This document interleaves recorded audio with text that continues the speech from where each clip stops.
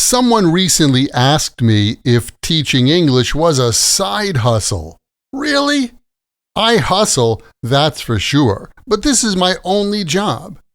And check this out, I got my foot in the door in 1994 in Japan.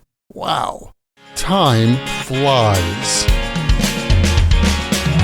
Welcome to another Happy English podcast coming to you from New York City. And here's your English teacher, Michael. All right, thank you, John, and thanks, everyone. It's Michael here from Happy English, and I help people speak English better. And this is Happy English Podcast 851, Summer Jobs, Teens, Lifeguards, and Ice Cream Trucks. Hello and welcome. Thanks for joining me for another episode of the Happy English Podcast.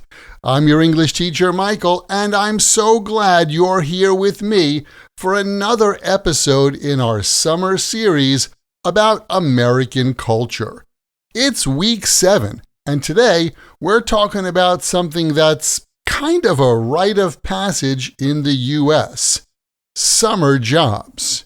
Now, not everyone does this, but in the U.S., it's pretty common for high school or college students to work part-time during the summer. You'll see teens working at grocery stores, summer camps, fast food restaurants, and yes, lifeguarding at the local pool. It's a classic image, right? A teenager in sunglasses sitting in that tall chair blowing a whistle. Yep. That's a summer job. I still remember my first summer job. I worked in a pizza shop. I had to be there by like 10 o'clock in the morning to help prepare for the day. I landed that job through a friend of a friend. And that's your first phrase for today, to land a job. Yeah, we use land as a verb. When you go fishing, and you bring your flounder from the sea to the land, you can say that you landed a flounder. And it's not easy to catch a fish.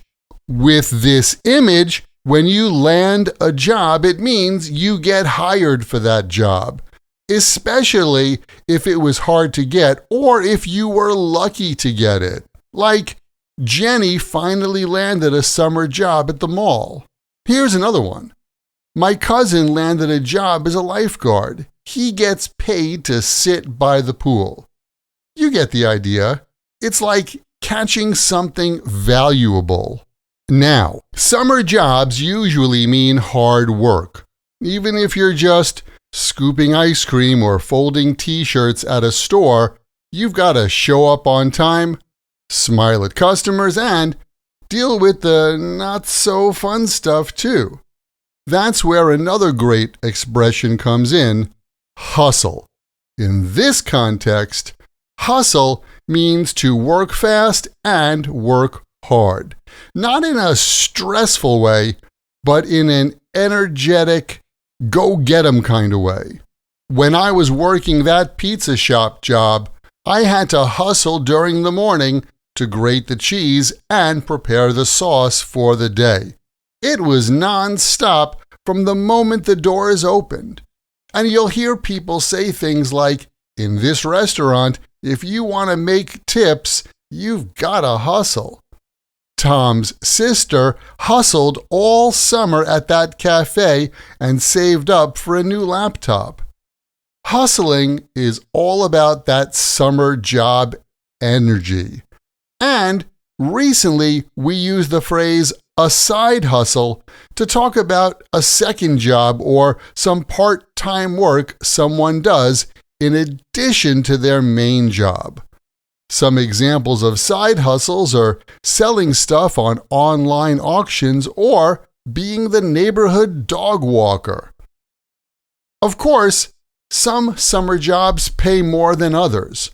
When I was in high school, my friend got a job mowing lawns in the neighborhood.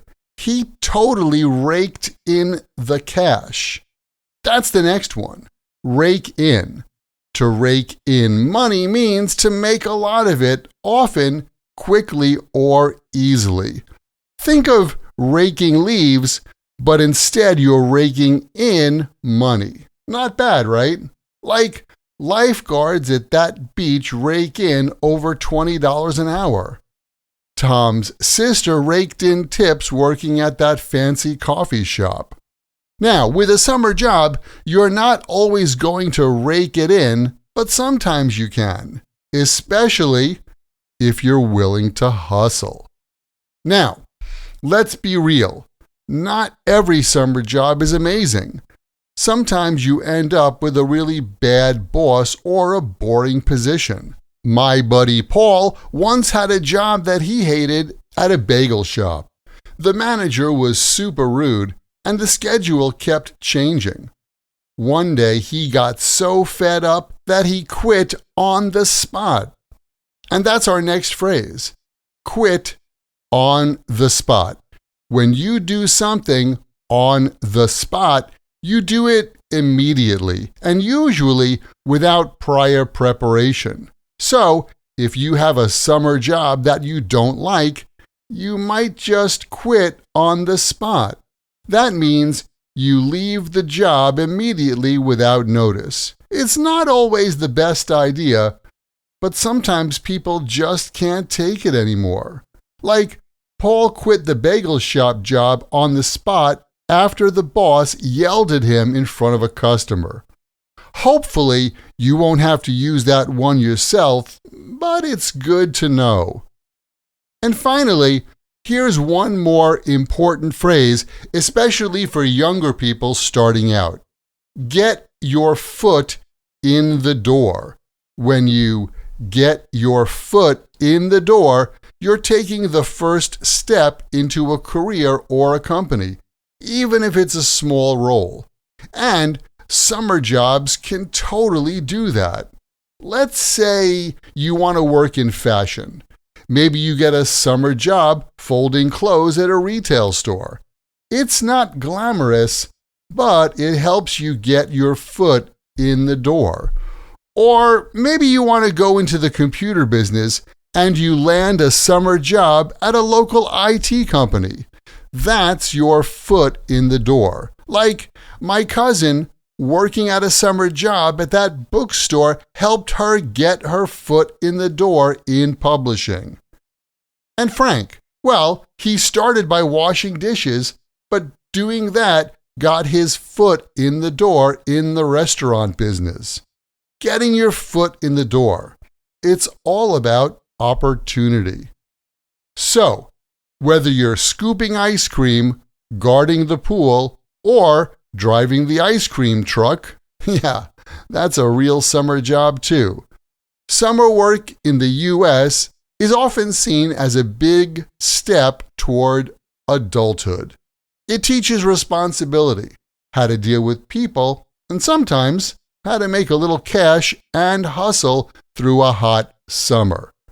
Okay, before we go, let's recap today's expressions. When you land a job, you get hired. When you hustle, you work hard and fast. When you rake in money, you earn a lot of money. When you do something on the spot, like you quit on the spot, you leave a job immediately. And lastly, when you get your foot in the door, well, you start a career or an opportunity with an entry-level job. All right, that's it for today's episode.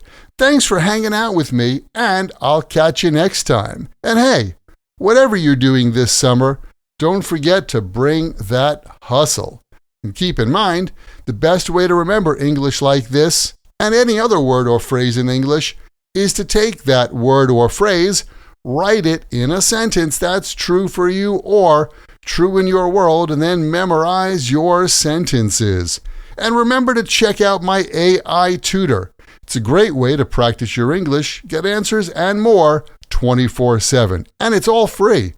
There's a link in the description where you are listening to this podcast right now, so check it out. And if you like it, leave me a thumbs up there. And If you really want to get more practice using your English, you should join my Podcast Learners Study Group. There, you can make new international friends. Join us for live group lessons every week where we practice these podcast lessons together. Plus, you get access to the PDF transcript and audio download for every Happy English podcast in the past and in the future. And on top of that, each episode has exercises where you can practice this English point with speaking and writing checked by me. To learn more, just visit myhappyenglish.com and choose podcast lesson 851. Remember, learning another language is not easy, but it's not impossible, and I'm here to help you on your journey. This podcast was brought to you by Happy English. Please visit myhappyenglish.com. Show your support for Happy English by leaving us a review. Get English, get happy, Happy English.